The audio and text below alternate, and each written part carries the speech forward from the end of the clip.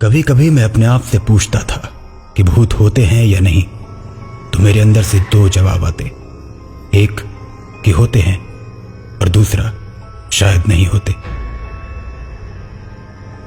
ये शायद मैं इसलिए कहता कि भूतों का होना मैं कुछ कुछ मानता था, क्योंकि अक्सर मैंने अपने गांव में लोगों को काली माता के पूजा स्थान पर गिरते पड़ते लौटते और उछलकूद करते देखा था।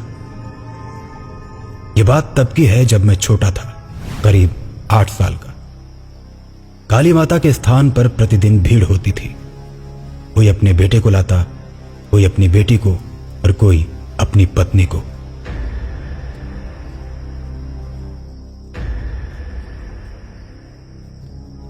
ये लोग जब आते तो एकदम शांत रहते और हमें देखकर पता चल जाता कि इन्हीं को भूत पकड़ा हुआ है। लेकिन जैसे ही वहां के तांत्रिक कुछ मंत्र पढ़ते तो शांत लोगों में अचानक से शक्ति आ जाती। कोई जोर जोर से चिल्लाने लगता, कोई पूरी शक्ति के साथ अपने हाथों को पीटने लगता, तो कोई जोर जोर से हंसने लगता। और फिर तांत्रिक उन सभी से सवाल पूछते। सभी के शरीर पर अलग अलग तरह का भूत होता। कोई भूत रोते हुए जवाब देता, कोई हंसते हुए और कोई गुस्से में। फिर थोड़ी देर के बाद सब धीरे धीरे शांत हो जाते। सबके शांत हो जाने के बाद पूजा खत्म हो जाती और फिर सब अपने अपने घर जाने लगते।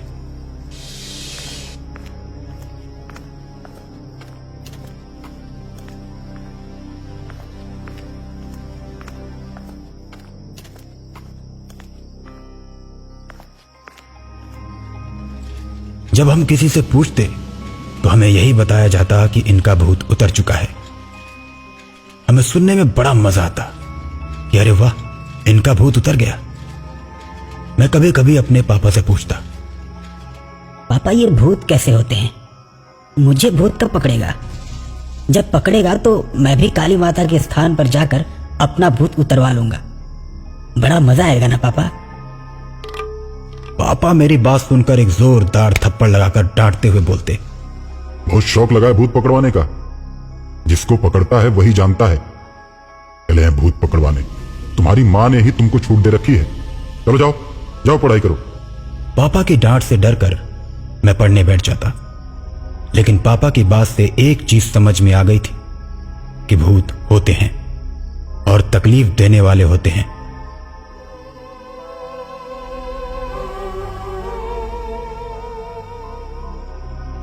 उसके बाद से मेरे दिमाग से अपने भूत पकड़वाने का ख्याल निकल जाता है। और आज 18 साल बाद मैं 26 साल का हो चुका था और पास के ही चीनी मिल में क्लर्क की नौकरी करने लगा था। एक दिन मैं मिल से अपनी ड्यूटी खत्म करके घर आ रहा था कि मुझे सिगरेट पीने का मन हुआ। मैंने अपनी मोटरसाइकिल रोक दी और सिगरेट पीने लगा। खुले आसमान के नीचे सिगरेट पीने का मजा ही कुछ और होता है। मैं सिगरेट के धुएं उड़ाता जा रहा था कि तभी सामने के पेड़ पर मुझे खट खट की आवाज सुनाई दी।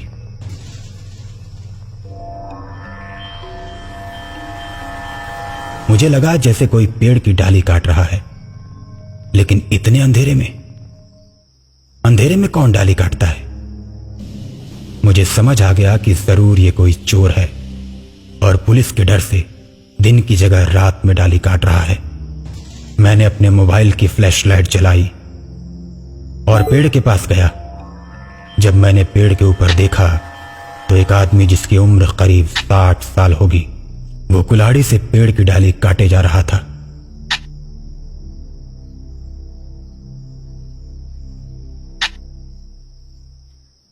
ये देख मुझे बहुत ही अजीब लगा। मैंने उस बूढ़े आदमी से कहा, ओ भाई, तुम पागल हो क्या जो रात के अंधेरे में पेड़ काट रहे हो? उल्टा कहीं तुम्हें ही ना चोट लग जाए। मेरे इतना बोलने के बाद भी वो आदमी कुछ नहीं बोला और पेड़ काटने में लगा रहा। मैंने फिर एक बार उससे पूछा, भाई कौन हो तुम? ये रात में पेड़ क्यों काट रहे हो? मैंने थोड़ा इंतजार किया कि कोई जवाब आएगा, लेकिन उस आदमी ने कोई जवाब नहीं दिया और पेड़ काटता रहा। फिर मैंने गुस्से में कहा, बहरे हो क्या? सुनाई नहीं देता तुमको मैं क्या पूछ रहा हूं? इस बार उस आदमी ने मेरी तरफ मुस्कुरा कर देखा और फिर पेड़ काटने में लग गया। मुझे बहुत बुरा लगा। ओ भाई, कुछ बोलोगे कि नहीं? क्यों काट रहे हो रात को पेड़? वो आदमी अब मुझे ही देखे जा रहा था, लेकिन पेड़ काटना बंद नहीं करता है। ये देख मुझे और भी गुस्सा आ जाता है और मैं आग बबूला होकर बोलता हूं, अबे ओ बहरे, मेरी बात समझ में आती है कि नहीं? क्यों काटा रात को पेड़? देख मुझे गुस्सा मत दिला। लेकिन वो आदमी पेड़ काटे ही जा रहा था। उसके ऊपर मेरी किसी बात का कोई असर नहीं हो रहा था।